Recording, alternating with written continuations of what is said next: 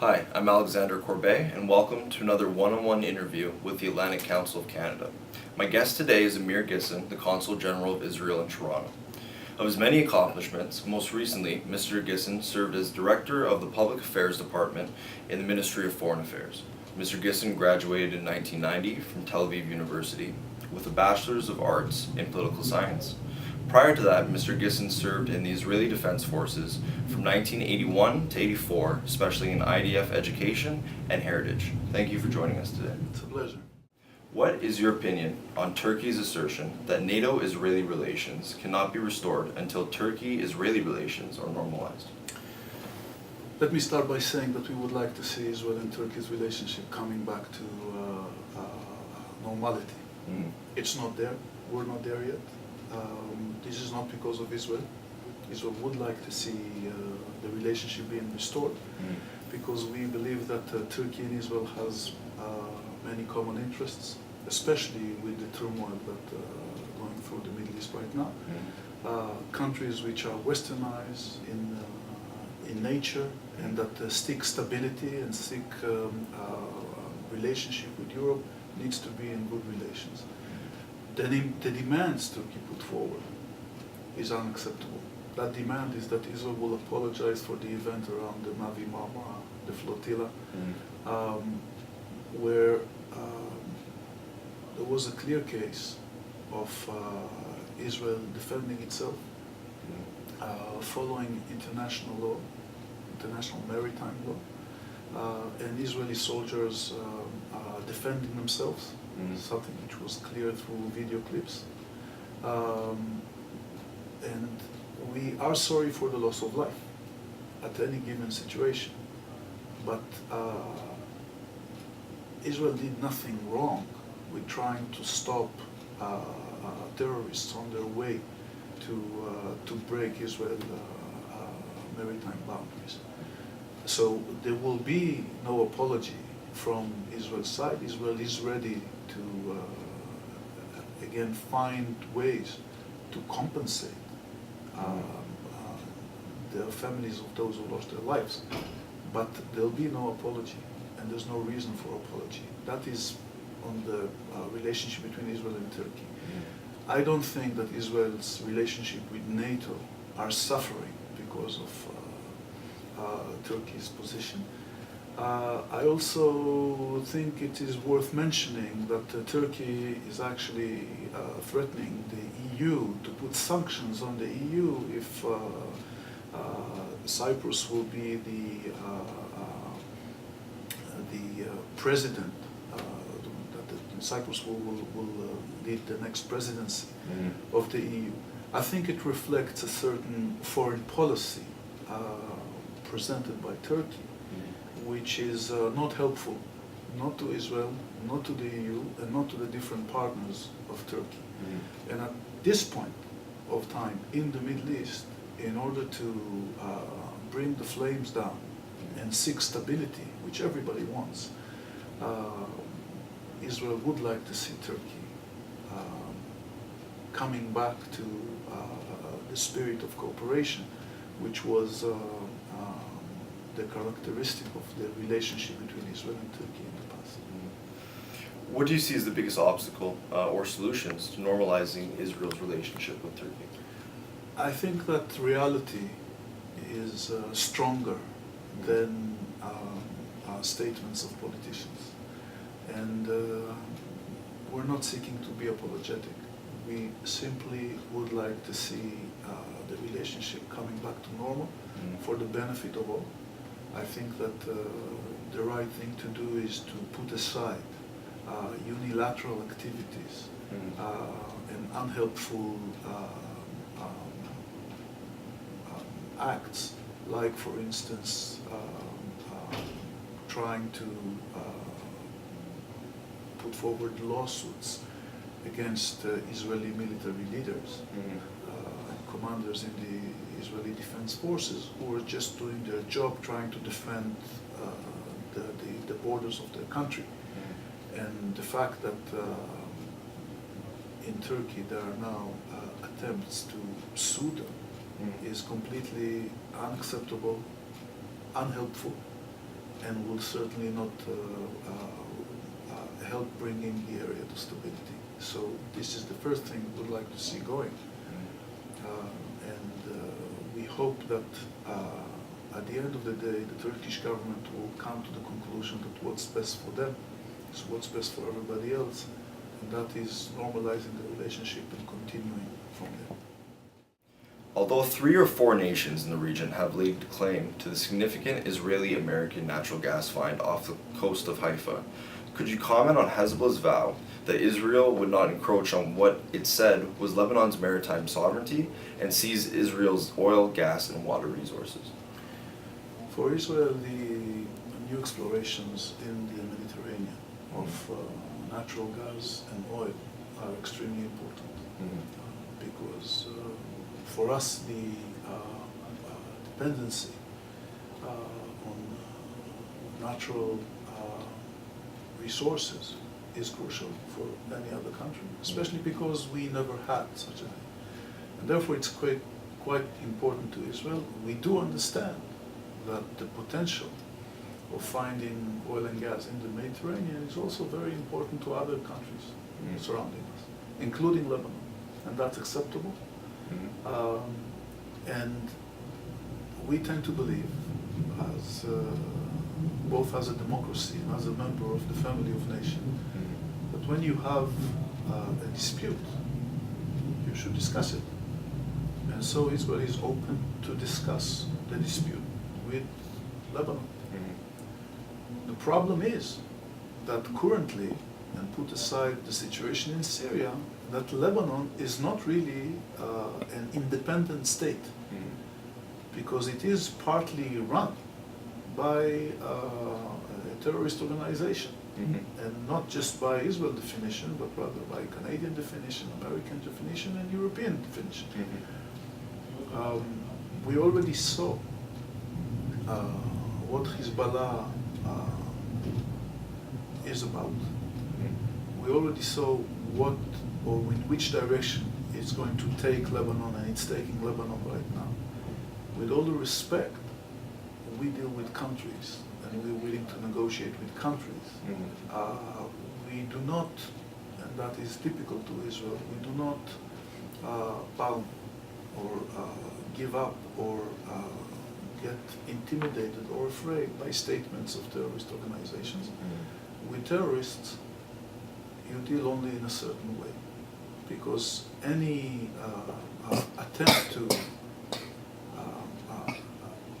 relate to their claims or accept their claims only lead to more claims. So we're not too worried about the threats of Hezbollah.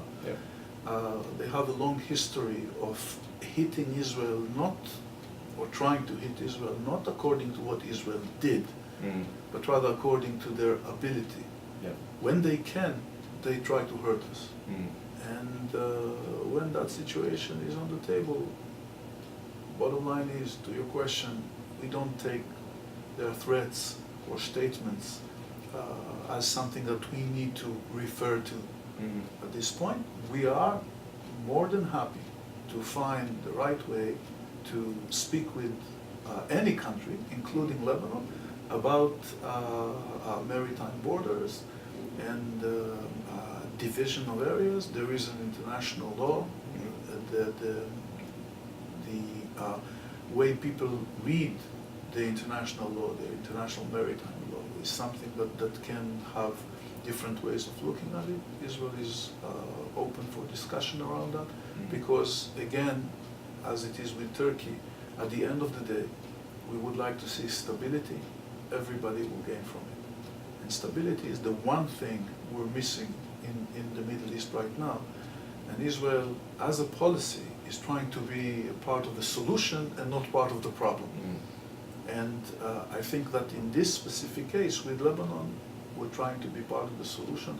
We're trying to, through negotiation, to come to stability. We hope that Lebanon will be strong enough as a country to come to this negotiation. It seems that at the moment, because of the partial control of Lebanon, of Hezbollah, the Lebanese can't come to the table right now to discuss it. We hope it will happen soon.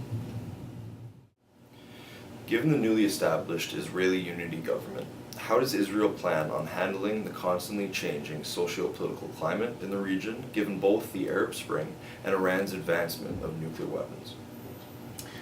Let me make a separation between the internal Israeli political system. There's no doubt that when the coalition government is bigger in any country, it gives more power to the prime minister because the different partners that or other smaller partners that have a lot of power, when the coalition is small, every one specific coalition partner is weaker when you have a big coalition, which makes the prime minister stronger and more able to carry out significant decisions. So that's, from the internal Israeli point of view, it improves the maneuverability and the options that an Israeli prime minister has. But it doesn't change significantly Israel's positioning towards the situation in the Middle East. And many words will say about that it's many things, but it's not an Arab Spring. Nothing is spring about it. Spring is, new, positive, wonderful developments. This is not what we see. The one thing we see surrounding us is chaos. And the only stable thing in the Middle East right now is the instability. The only thing you can really count on in the foreseeable future, short-term, mid-term, is that the instability will continue. And when you've got a permanent situation of instability, you have to prepare, you have to be ready, and you have to know that things can go in different directions. So obviously, as you can imagine, Israel is monitoring the situation. The truth of the matter is, like anybody else, we were surprised from the swiftness, from the strength, from the dramatic changes in the Arab world, which again, I think philosophically demonstrates the limitation of intelligence, of political science, the same way that there was this kind of academics called Sovietologs who disappear overnight. I think that a whole generation of Middle East academic researchers have actually lost the basis, and the theories all collapsed. And now everybody, including Israel, should very quickly find a new paradigm to understand the Middle East, so they'll be able to plan their policy forward. And for many people all over the world, be it in Europe, Canada, in the US, this is a somewhat theoretical, financial, and partially military issue. For Israel, it's an existential issue. So for us, it's even more crucial to develop quickly a paradigm or a policy or a concept how to deal with the new Middle East, with the fact that we're surrounded by countries that have instability, where the options are either chaos or an extreme Muslim role or political leadership. And for Israel, as far as Israel is concerned, both options are very negative and problematic. However, there are several things here. We do respect the fact that the Arab mass needs freedom. And certainly in Egypt, as far as media reports comes, we see that the elections were democratic.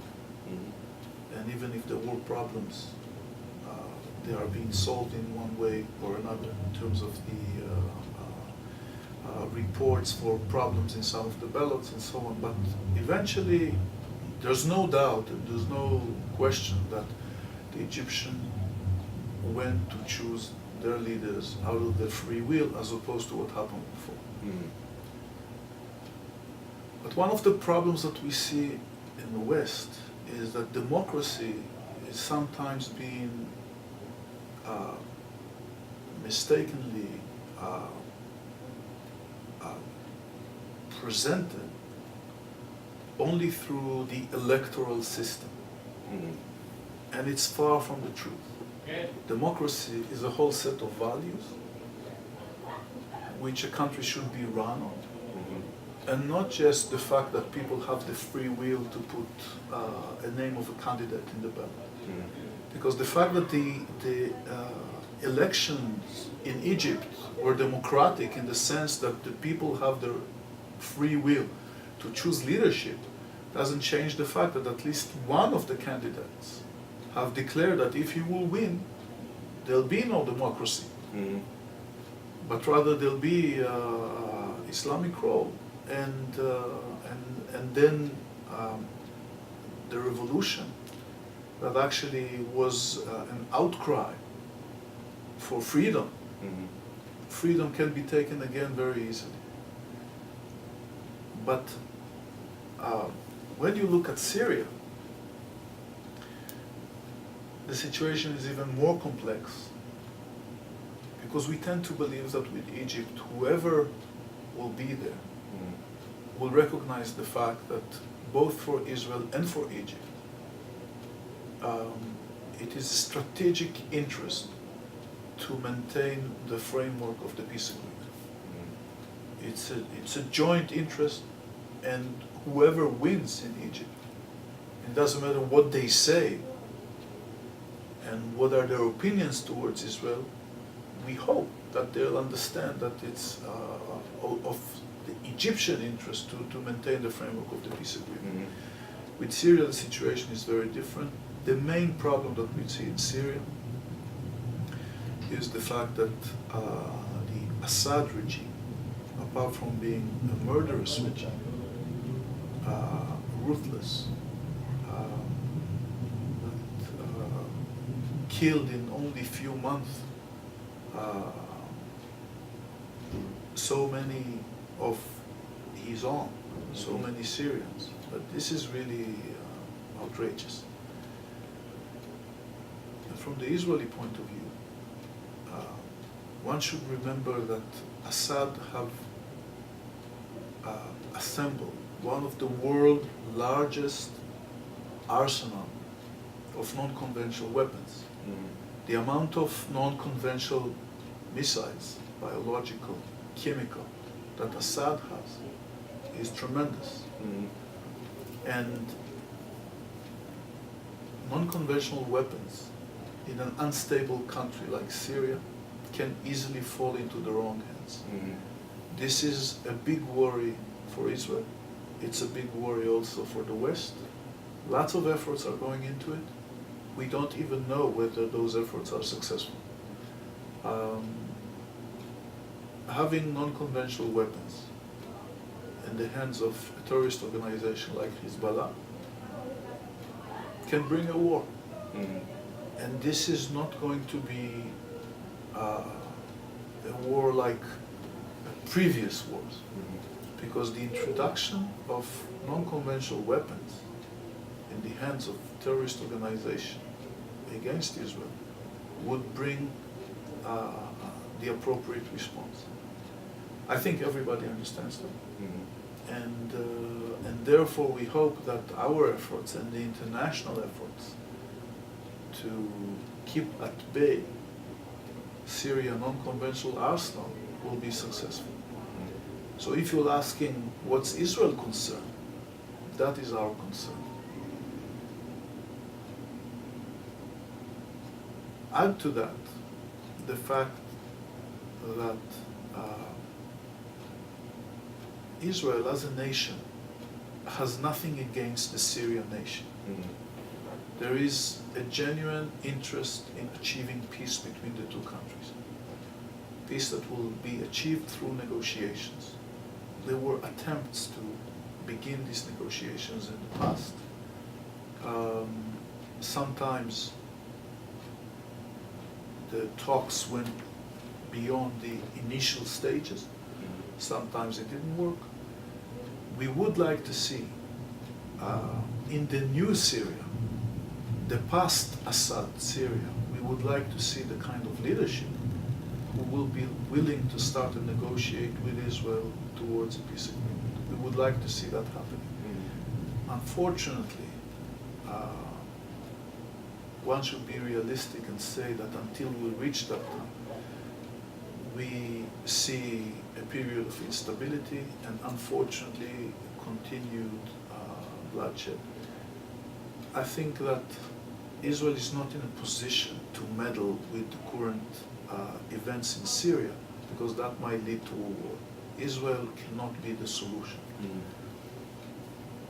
But the Syrian people who are dying under one of the worst tyrants that we see in the world today have the right to expect help from the world. And unfortunately, for the last few months, we didn't see a lot of support from that direction. And the last 24 hours, when all of a sudden European Union, Canada, and the US decided to send home the Syrian ambassadors. With all the respect, I don't see that as changing Assad's direction. And we as Israelis hope that a way will be found to stop the bloodshed against Syrians. Generally speaking, the downfall of Bashar al-Assad would deal a major blow to Iran. However, without a centralized government in Syria, the country could descend into an even more unstable political climate. Have there been any indicators that Israel might be preparing for this outcome? Well, obviously, Israel needs to prepare itself to the different scenarios in Syria. The situation is quite complex over there. Nobody knows which direction it goes. I think the right expression is that the internal situation in Syria is like playing soccer in a minefield. You don't know what will happen, you don't know what will go off. And in that sense, Israel is preparing itself. Any option is not ideal. But the common wisdom in Israel, as in the rest of the world, is that Assad days are numbered.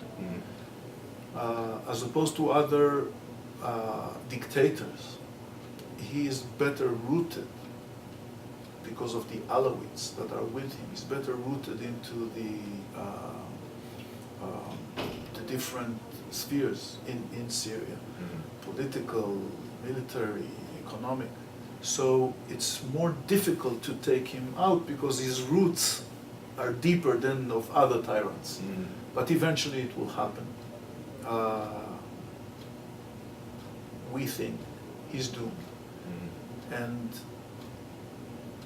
the question of what will happen next in Syria is eventually the question of how dangerous Syria will be to its surrounding countries, mainly Israel.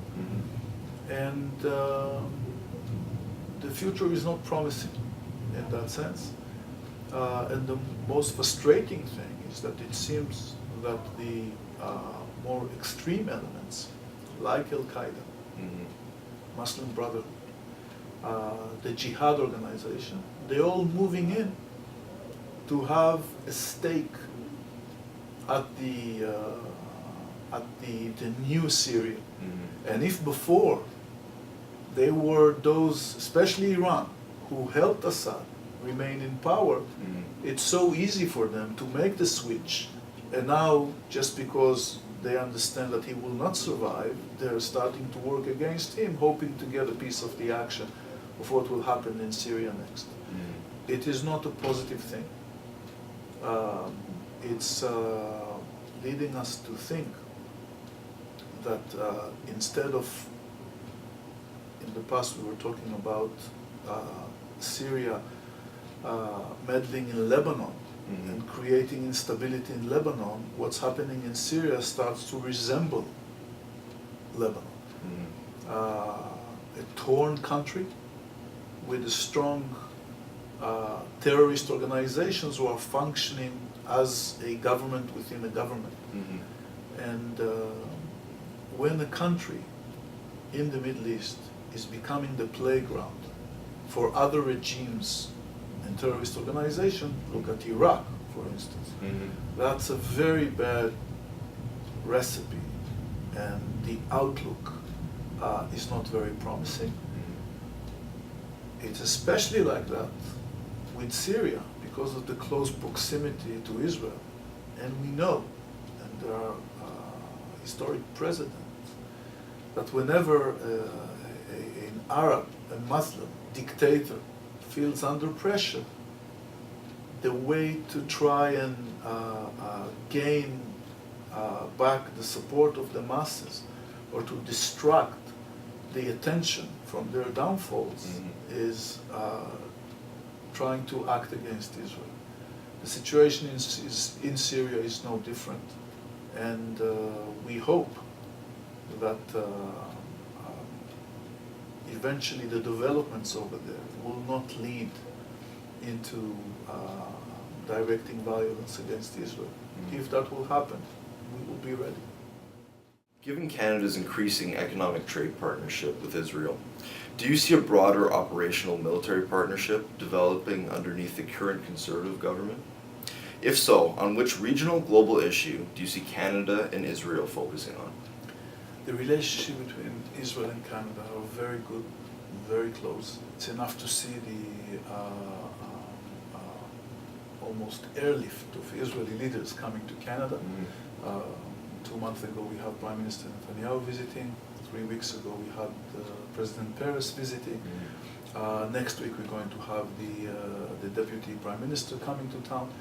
So for us, Canada is one of Israel's closest allies in the world. We respect the Canadian government approach towards Israel. We are happy to see that the good relationship is not only with the Conservative government but also with other parties. Despite the conflict or despite the differences of opinion on many issues in terms of friendship to Israel, we see a lot of them also in other political regimes, in other political parties. We don't see, based on this friendship, we don't see necessarily a development of military cooperation because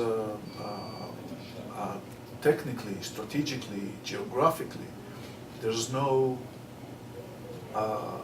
room for that because we're in the Middle East, Canada is here, the size and focus of Canadian military is elsewhere, not necessarily in our region. We do see a lot of room for cooperation in several areas. One is obviously sharing information about common risks. There is something that people tend to forget, that in Kandahar, where Canadian soldiers are being hurt,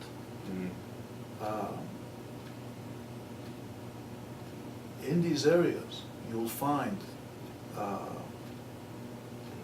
military trainers and instructors of the Iranian Revolutionary Guard. And that might sound surprising because what the Revolutionary Guard has to do in close proximity of the Taliban, where they are in direct confrontation. Well, apparently, against the common enemy, they do come together. And there are proofs that the Revolutionary Guard is not just training, but also giving equipment, roadside bombs and so on, to the Taliban. And one should say openly, and this is not something that we're hearing, that it's the same hand that kills Canadian and American soldiers in Kandahar, and the hand that kills or tried to kill Israeli soldiers and citizens in the border with Gaza and in Lebanon. It's the same hand. It's the same strategy. The weapons coming from the same source, produced by the same people, spread by the same ideology. That is the main focus that forces us to cooperate on strategic issues like intelligence, like fighting terrorism, and like deterring Iran. Iran has become the world's central problem in terms of spreading instability all over the world, not just in the region. But the fact that they're going against everybody makes it easier if you're not a captive of politically correctness and trying to play even-handed when one of the sides is actually trying to kill you. Then you have to tell the truth, and the truth is that it's the same hand that kills Canadians, that kills Americans, and that kills Israelis. And so you need to cooperate against this threat, which is originating in Iran and spreading all over the Middle East and other parts of the world. So to your question, the first thing is we coordinate on fighting terrorism. The other thing is energy. Energy has become probably one of the most strategic issues in the world. Oil prices, Canada's interest with, or Canada's capabilities in terms of the oil sands and other energy resources within Canada makes Canada a significant player globally on issues of energy, future energy uses, especially in light of changes in oil prices and potential problems of oil supply from the Middle East. This is an important issue globally, and this is another area where Israel and Canada need to talk, and they are talking. But purely military cooperation, there isn't a lot of room for it. But the commitment of Canada to the safety and security of Israel is a key on the relationship between the two countries, and Israeli people, Israeli government is very appreciative of the approach taken by the government of Canada. Thank you for being my guest today. Thank you. Thank you for watching. Check back at www.atlantic-council.ca for more interviews, articles, and upcoming events. Thank you.